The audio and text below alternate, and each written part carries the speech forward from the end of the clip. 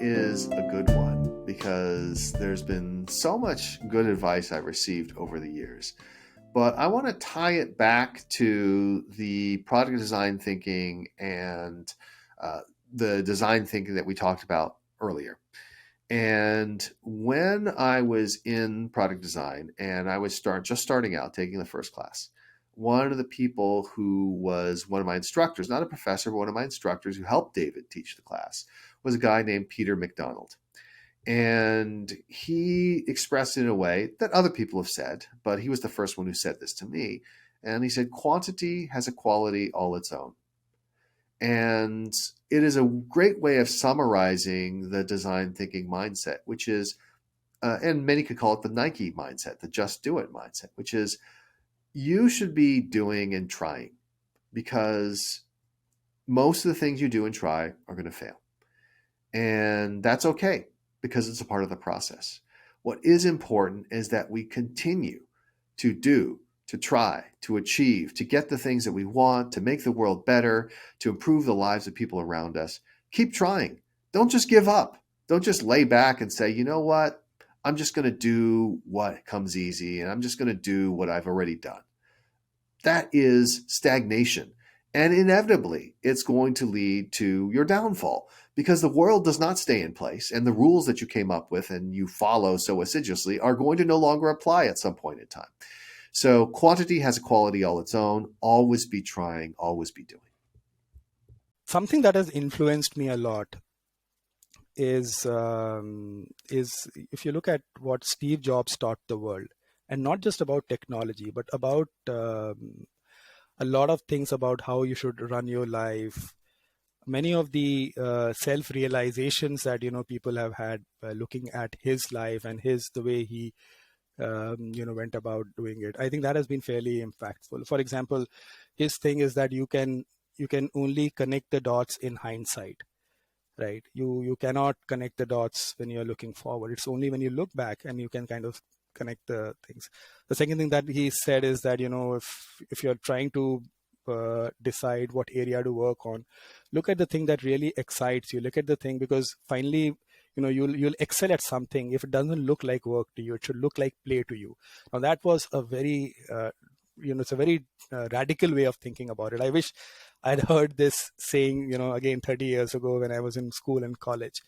But I generally find some of his writings and his quotations very inspiring. Two things I would say. One is my dad. It's not an advice. He just does things like he sings every day in the evening for the last few years, but otherwise he sings at home. As a child, he used to sing, get up in the morning and sings. He will sing. He's a teacher. He's not a concert guy, but then he would sing. He would keep singing. Okay. If I do, I play with him. I practice with him. And nowadays I'm not able to do that. But for a lot of years, I used to sit with him and practice. If I don't practice with him, he'll say, today gone, one day gone. That's it. That's so much in it, that particular statement. Okay. It basically says that the time lost, you can't take it back. Whatever you do, you can't take back. So you have to make sure what you do with your time. If it is lost, 1 hour lost, you can't take it back. So decide. So that puts a lot of pressure on you. Okay, you have to decide what you want to do. You lost 1 hour, so it drives me crazy. And second thing is, again, Sudhamurthy's saying, I don't quite remember what exactly it is, but it says that whatever situation it is, you may be in a disadvantageous situation, but identify the advantage of that and make use of it.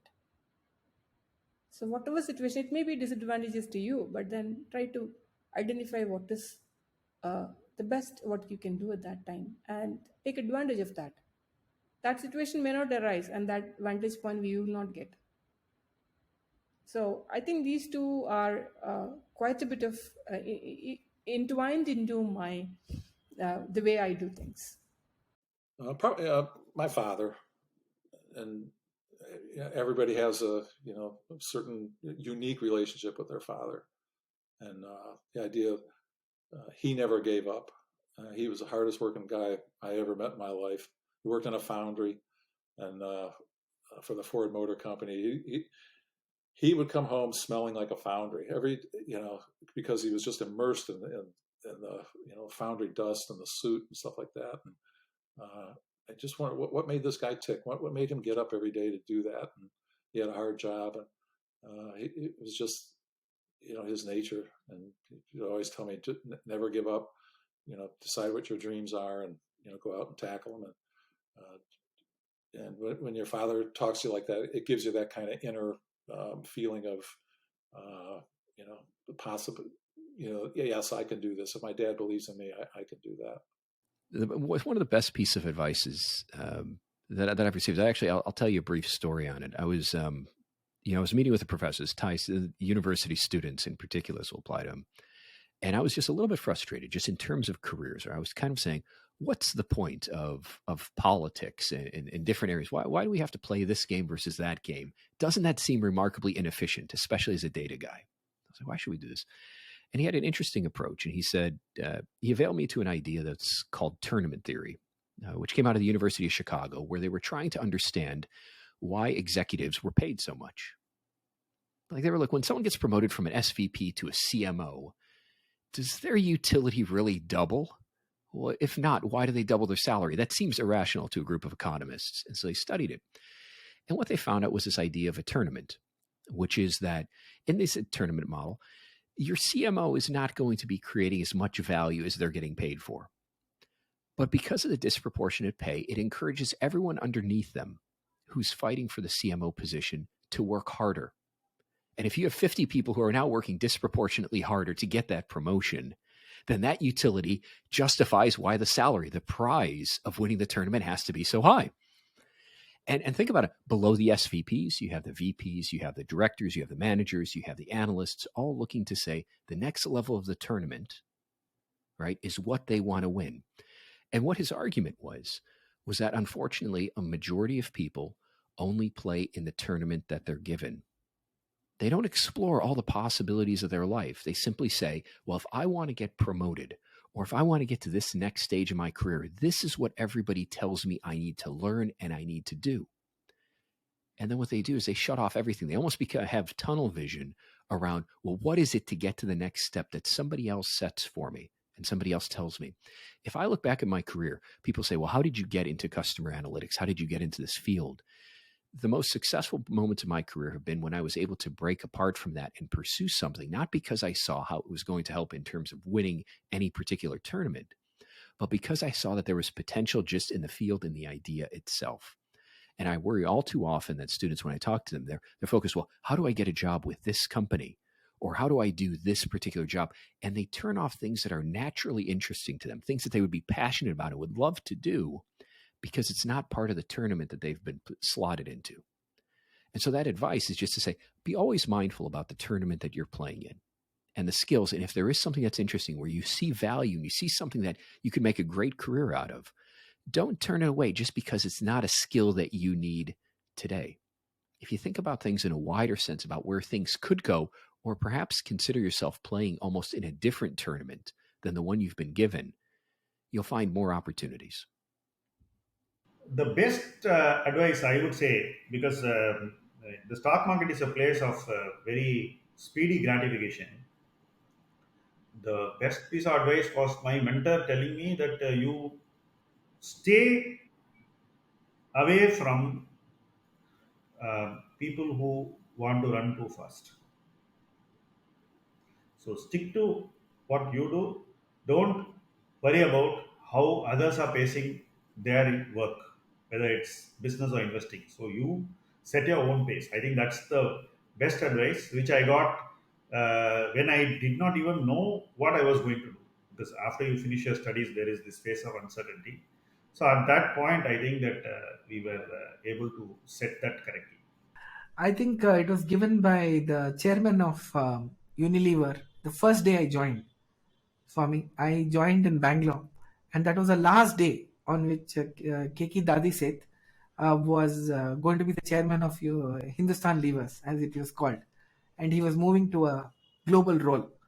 He flew down all the way from Bombay to Bangalore just for a few hours to meet and welcome the future leadership of the company. I asked him if there's a advice he would like to give me, what would it be? And he said that I think winning the battle in one's mind before winning it in the marketplace is very important. In the mindset that is required, you've got to play that game clearly in your mind, saying, look, this is what's going to happen, this is my plan, and this is how I things will pan out, and these are the challenges I'm going to face, right? Because the world is not waiting for you to come and roll out the plan. The world has its own plans. So what will you do if those plans are at loggerheads with what you see in the ground? How will you overcome and play that entire thing to that level of detail, right? Is going to be very important. I think that's a very valuable piece of advice anybody has given me. I'll give you two from my father, who long ago told me that the answer to every question is it depends. And just to recognize that the situation really does matter in terms of what you're answering. The other thing is he was a great help when I was thinking about leaving IBM and starting my own business. It was after the book Mass Customization came out. IBM offered me and my wife both 6 months salary to leave, and should we do that or should we stay, and so forth. And and I was really wrestling with this, and his advice was, son, whichever way you choose, you'll have a nice life. And it sort of like took the pressure off and said, okay. And then I would say, okay, well, then I'm going to go for it, right? I can always get another job. I'm going to go for it, see what can happen in this. And I'm very glad I did. I'm going to give you the piece of advice that I have to explain. So the advice was from an investments class I took as an undergraduate. And the advice was pay yourself first. Now that sounds super selfish. So the context of that was, if you're investing, you have to always invest. It's like dollar cost averaging, right? You don't want to like, hey, I'm not going to invest for a while because of compound interest, right? Compounding is a magical process in which, if you're consistent, you can actually, almost anyone can actually become wealthy if you wait 30 years. But it's the same thing of putting on your oxygen mask on the airplane before you help somebody else. If you are able to do what is necessary for you, that means you can share that with everybody else. So, it's not selfishness to want to do the best for yourself, because it means as social creatures, we can do the best for those around us, and we can bring all those together. So in my company, Immersion Neuroscience, I've had the pleasure of hiring 4 PhDs that trained in my academic lab, people that I love, I trust, I've known for, half my life. What a pleasure that is to be able to build a company and hire your best friends. I mean, that's awesome. But if I hadn't taken the risk to start the company, put my own money into it, I could never have done that and hang out with these people that, I truly am blessed to be around. So yeah, pay yourself first, which again, is not selfish to take care of others. I was I did college in Brazil, and then I wanted to get a job like everybody else. And the jobs weren't that good when you come out of college. Many of the jobs didn't seem like that wonderful to me. Wonderful businesses, but when you would ask them, what am I supposed to do? They would say a bunch of things that weren't that valuable. And then I had a professor who encouraged me to do a master's in statistics. Say, don't go get a job now. You're too young. Go do a master's in statistics and understand very deeply how to create knowledge from data. That will be extremely powerful for all of your career. And I said, but I want to make money. And he said, you're too young to make money. You're not going to make much money because you have very little differentiated skills versus other people that are coming out. You might think you're amazing, but you're actually not. And until you can prove that, you're just going to make just a little bit amount of money. And now is the time for you to develop yourself. And I think that was extremely valuable advice, right? So if you're coming out, like, just learn as much as you can. And then later on in life, when you've learned so much, you can extract in the form of, getting a job and working or building a business, something like that. So early on, I'd say, like, the big advice was to learn as much as I could and leave the process of value capturing that we've been talking about for later on. Try to not want to capture a lot of value, when you're 20, 21, 22, because there's so much complexity in the world, so much that you need to invest time in kind of creating knowledge, and later on in life, you can kind of start extracting value. And for the most successful people in the world that I've talked to, the most success when measured by a certain amount of wealth, they keep telling me, so Thales, like, I'm 60 or I'm 70 or I'm 80 or I'm 55 or I'm 40, 80 to 90% of my wealth I captured in the last 10 years of my life. So you can see that, if you learn powerful ideas and concepts and theories and you learn about the world as much as possible, you learn, that becomes fuel for you. And then later on in life, it's so much easier to monetize that than if you just try to make money and get the job that pays more early on in your career. And that's what I do. I think it's that one from my father earlier about living an absolute life and not a relative life. It's probably the hardest piece of advice I've ever gotten, but it is by far the best.